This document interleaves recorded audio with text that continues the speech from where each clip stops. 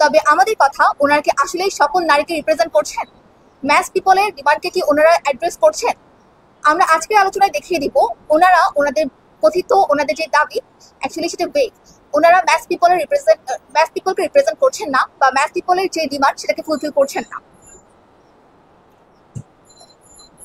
শুরু করবো 24-এর গণ অভ্যুত্থান নিয়ে। যে আপনারা 313 পেজের প্রতিবেদনটিতে দেখবেন 1971 সালের বীরঙ্গনাদের সম্মাননার কথা বারবার এসেছে এবং আমরা এই সাধুবাদ জানাই। তবে 24 নিয়ে কোনো সিঙ্গেল কথা আমরা দেখতে পাই না। তাহলে কি 24-এর নারীরা নারী নয়? 24-এ যে নারী শহীদ হয়েছিলেন বা শহীদ যে ভাইরা ছিলেন, তাদের স্ত্রী, তাদের মা, যে শহীদ জননীরা আছে, তাদের পুনর্বাসন নিয়ে, তাদের ট্রমা হিলিং নিয়ে প্রস্তাবনা কোথায়? আমি পার্সোনালি এমন নারীকে চিনি যিনি একজন হোম মেকার ছিলেন। জুলাইয়ে তিনি রাজপথে ছিলেন, তার ছোট্ট বাচ্চাকে নিয়ে তিনি প্রতিদিন রাজপথে ছিলেন, কিন্তু এখন ওনাকে রেগুলার বেসিসে সাইকিয়াট্রিস্ট হেল্প নিতে হচ্ছে। ওনার বাবা, ওনার হাজবেন্ড সলভেন্ট বলে ওনার পক্ষে এটা পসিবল হচ্ছে। তবে আমাদের শ্রমিক ভাইদের ওয়াইফের কি অবস্থা? আমাদের শ্রমিক ভাইদের মায়েদের কি অবস্থা? একমাত্র উপার্জনক্ষম ছেলেকে হারিয়ে সেই মায়ের এখন কি অবস্থা? নারী অধিকার কমিশনকে একবারও জানতে চেয়েছেন? বা তাদের প্রস্তাবনায় কি আমরা এই প্রতিফলন দেখেছি? দেখতে পাইনি। শিরিন পারভীন হককে যখন সাংবাদিক প্রশ্ন করেছিলেন একটি টক শোতে যে আপনারা ধর্মীয় আইনকে বৈষম্যমূলক বলছেন, ধর্মীয় আইন নারীর প্রতি জুলুম সৃষ্টি করে, তো আপনারা যে ধর্মীয় আইনের সংস্কার চাচ্ছেন, সেই সংস্কারের মধ্যে, সেই সংস্কার কমিটিতে কোনো আলিম ওলামা বা ধর্মীয় স্কলারকে রাখার প্রয়োজনীয়তা বোধ করেনি বা কেন রাখেনি? তিনি স্পষ্ট জানিয়ে দিয়েছেন তিনি প্রয়োজন বোধ করেন। তিনি কোনো ধর্মীয় স্কলারকে সেই কমিটিতে, বা ধর্মীয় স্কলার নারীও আছেন, তিনি চাইলে নারীদের সাথেও বসতে পারতেন। আপনারা পিছনে যে প্রস্তাব সুপারিশ ফর্মটা আছে সেখানে দেখবেন তিনি বিভিন্ন সংগঠনের সাথে বসেছেন, উদীচী, ছায়ানট সহ প্রত্যেকটা সংগঠনের সাথে বসেছেন। তো আমাদের আলিম ওলামারা কোথায়? বা আমাদের যে নারী স্কলার আছেন ওনারা কোথায়?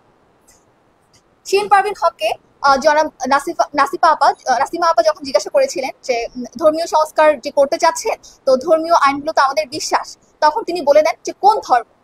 আমি তাকে প্রশ্ন করতে চাই, আপনি যে ধর্ম সেই ধর্ম, আপনি কি আপনার ধর্ম ভুলে গিয়েছেন? আপনি কেন প্রশ্ন করছেন যে কোন ধর্ম? দেখুন, আমরা বলতে চাই আমাদের দেশের বেশিরভাগ মানুষ তাদের ফেইথকে আঁকড়ে ধরে, তাদের ফেইথের মাধ্যমে তাদের জীবনযাত্রা পরিচালনা করে। আমাদের ফেইথে আমাদের ট্র্যাডিশন, আমাদের ফেইথে আমাদের কালচার। আপনারা আজকে আমাদের যে প্ল্যাটফর্মের নাম ট্র্যাডিশনাল শি, ওইখান থেকে আপনারা একটা ভিউ পেয়ে যাবেন বা কনসেপ্ট পেয়ে যাবেন যে আমাদের ম্যাস পিপল, আপনারা যদি নারীদেরকে দেখেন বা জুলাইয়ে যদি আপনি রাজপথে দেখেন যেসব নারীরা চলে এসেছিলেন, আপনি তাদের কাছে গিয়ে জিজ্ঞাসা করুন তারা কি চায়। তারা অবশ্যই ধর্মকে তাদের লাইফে চায়, তাদের জীবন ব্যবস্থা হিসেবে চায়, তাদের কালচার, তাদের ট্র্যাডিশন, তাদের মোরালিটি সবকিছুকে শেপ করে ফেথ। সেই ফেথকে আপনি বাদ দিয়ে, এতগুলো মানুষের দাবিকে বাদ দিয়ে আপনি কখনোই বলতে পারেন না যে আপনি ম্যাস পিপলকে রিপ্রেজেন্ট করছেন, আপনি নারী উন্নয়ন করছেন, নারীর প্রতি বৈষম্য ঘটাচ্ছেন। আমি এখানে দুটো পয়েন্ট নিয়ে কথা বলবো, আমার ফিলোমেট্রো বাকি পয়েন্টস নিয়ে কথা বলবে। 41 থেকে 45 নম্বর পেজে নারী সংস্কার কমিশনে বারবার এসেছে পাহাড়িদের যে জীবনযাত্রা বা পাহাড়িদের যে আইনি ব্যবস্থা সেটা নিয়ে। 41 থেকে 45-এ বেশ কয়েক জায়গায় ওনারা বলেছেন যে পাহাড়িদের যে নিজস্ব গোত্রভিত্তিক আইনি ব্যবস্থা আছে সেগুলো যাতে মেইন স্ট্রিম যে আইন ব্যবস্থা আছে তার সাথে ইন্টিগ্রেট করা হয়। ইভেন এমন কথাও বলা হয়েছে, এমন প্রস্তাবনাও দেওয়া হয়েছে, কোনো পাহাড়ির সাথে যদি কোনো নন পাহাড়ির মামলা হয় এবং সেই মামলা নিরসনের ক্ষেত্রে সেখানে যাতে একজন দোভাষী নিযুক্ত করা হয় এবং পাহাড়িকে যাতে তার গোত্রভিত্তিক আইনের মাধ্যমেই সেই মামলা নিরসন করা হয়। আপনারা কি আপনার 45 নম্বর পেজে গেলে দেখতে পারবেন। তার মানে ওনারা পাহাড়ের কৃষ্টি, কালচার, ট্র্যাডিশন, তাদের ফেইথ, ভ্যালু সবকিছুর প্রতি সম্মানজনক পজিশন রাখছেন। তাহলে আমরা কোথায়? আপনি পাহাড়িদের প্রতি, পাহাড়িদের গোত্রভিত্তিক আইনের প্রতি, তাদের ভ্যালুজের প্রতি, তাদের ট্র্যাডিশনের প্রতি, তাদের কালচারের প্রতি একটা সম্মানজনক মনোভাব রাখছেন। ইনফ্যাক্ট নন পাহাড়িদের সাথে মামলা নিরসনের ক্ষেত্রেও আপনি চাচ্ছেন সেখানে যাতে তাদের আইন দ্বারাই তাদেরকে ট্রিট করা হয়, একজন দোভাষী নিযুক্ত করা হয়। তো বাংলার এতগুলো মানুষ যে ধর্মটাকে পালন করছে বা ধর্মটাকেই তাদের ট্র্যাডিশন, কালচার হিসেবে চিন্তা করছে, তাদের জীবনযাত্রা হিসেবে বেছে নিয়েছে, তাদের দাবি কোথায়? বা তাদের আইনগুলোকে কেন আপনার কাছে মনে হচ্ছে যে নিছক একটি বৈষম্যমূলক আইন?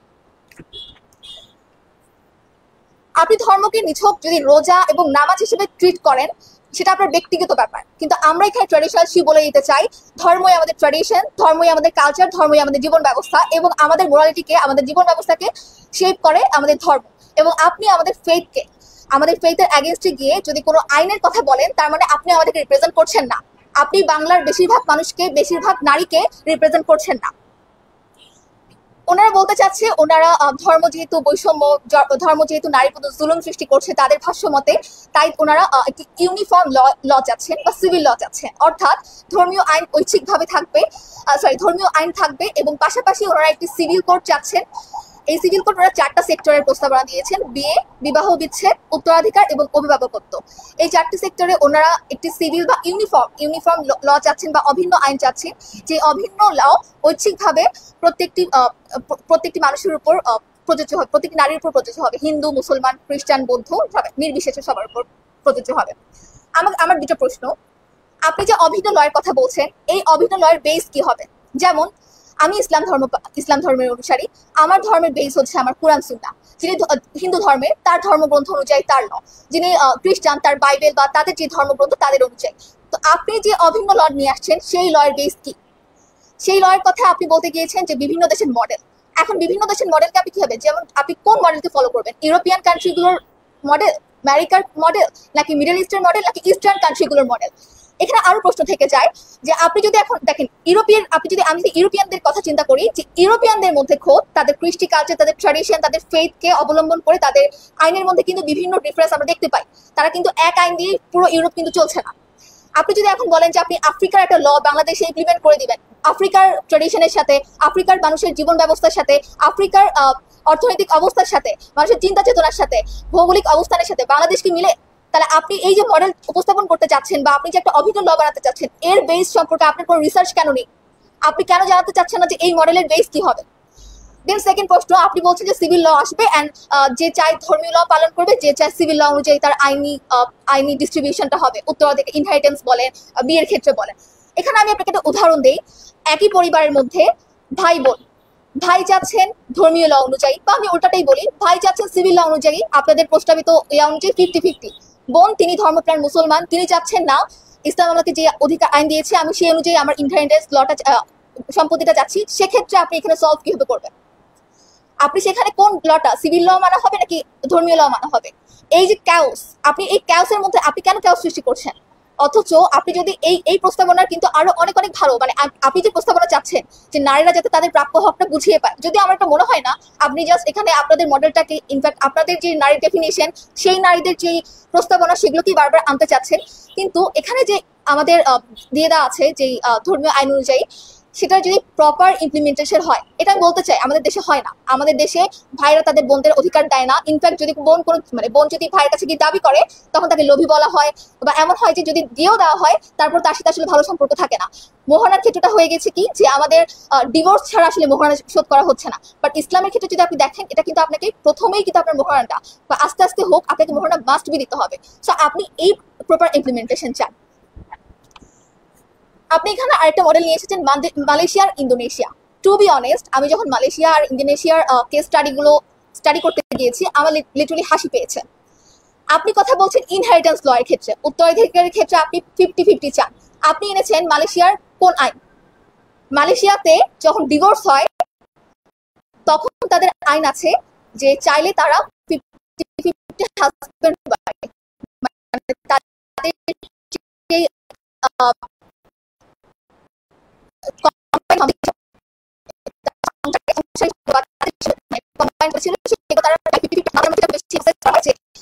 যদি কন্ট্রিবিউশন বেশি থাকে, যদি ওয়াইফের কন্ট্রিবিউশন বেশি থাকে তো সে বেশি দাবি করতে পারে, যদি হাজবেন্ড কন্ট্রিবিউশন বেশি থাকে তাহলে সে বেশি দাবি করতে পারে। তার মানে তাদের হচ্ছে কি ডিভোর্সের পরে যে সম্পত্তি নিরসন হবে, সেক্ষেত্রে তারা 50-50 চেয়েছেন। আপনি সেটাকে এসে মিলিয়ে দিচ্ছেন ইনহেরিটেন্স ল এর ক্ষেত্রে। ইসলামে ডিভোর্সের পরে কে কতটুকু সম্পত্তি পাবে সে নিয়ে কোনো সুনির্দিষ্ট নীতিমালা নেই। ওখানে বারবার এটা ডিসকারেজ করা হয়েছে যে আপনি যে মোহরানা শোধ করে দিবেন, সেটা যাতে বিয়ের পরবর্তীতে যখন ডিভোর্স হয়ে যাবে সেটা যাতে আপনি আবার ফিরিয়ে না নেন, এটার প্রতি বারবার এমফাসাইজ করা হয়েছে। মোহরানা শোধ করে দেওয়ার ব্যাপারে বলা হয়েছে, কিন্তু সম্পত্তি কিভাবে ডিভাইড করা হবে এই কথা কিন্তু ওইভাবে কোনো সুনির্দিষ্ট নীতিমালা নেই। আপনি 4 মাযহাবের দিকে দেখেন, সেখানে কিন্তু নেই। কিন্তু আপনি নিয়ে এসেছেন একটা ডিভোর্সের পরে যে সম্পত্তি ডিস্ট্রিবিউশনের যে লটা, সেটাকে নিয়ে এসেছেন আপনি কি ইনহেরিটেন্সের ক্ষেত্রে। মানে কেন? আপনি কি লিটারালি মানে ন্যূনতম কি কোনো স্টাডি আপনারা করেননি? আমি আমার বক্তব্যের শেষ পার্টি বলতে চাই, দেখুন, যে সুপ্রিম পাওয়ার হোল্ডার, তার উইজডম নিয়ে আপনি প্রশ্ন তুলতে পারেন না। আপনার যদি নতুন করে প্রস্তাবনা থাকে, আপনি রিসার্চ নিয়ে এসে এখানে ক্যাওস সৃষ্টি না করে আপনি সেটা উপস্থাপন করতে পারেন। কিন্তু আপনি বারবার ধর্মকে নারীর বিপরীতে দাঁড় করিয়ে, ধর্মকে প্রত্যেকটা ইনজাস্টিসের বিপরীতে দাঁড় করিয়ে আপনি এটা করতে পারেন না। আপনার সেই রাইট নেই। এবং আপনি আমাকে ঠিকও করে দিতে পারেন না যে আমি আমার ব্যক্তিগত লাইফে জাস্ট ধর্মটাকে রাখবো, এটারও আপনার রাইট নেই যে আপনি আমাকে ঠিক করে দিবেন যে আমি কতটুকুতে আমার ধর্ম রাখবো। কারণ ধর্মই, আমি যে লাস্টলি, যে ধর্মই আমাদের ট্রেডিশন, ধর্মই আমাদের কালচার এবং ধর্মই আমাদের জীবন ব্যবস্থা। এই বলে এবং প্রশ্নগুলোর উত্থাপনের মাধ্যমে আমি আমার বক্তব্য শেষ করছি যে আপনি কি ম্যাস পিপলকে রিপ্রেজেন্ট করছেন কিনা, বা আপনাদের জনাব শিরিন পারভিন হককে সহ কমিটির যে 10 জন মেম্বার ছিল সবার কাছে আমার একই প্রশ্ন, আপনি কি ম্যাস পিপলকে রিপ্রেজেন্ট করছেন? কোথায় 24-এর নারী, কোথায় এখানে বাংলার নারীরা? আমার ফিলোমেট পরবর্তী আলোচনা করবেন।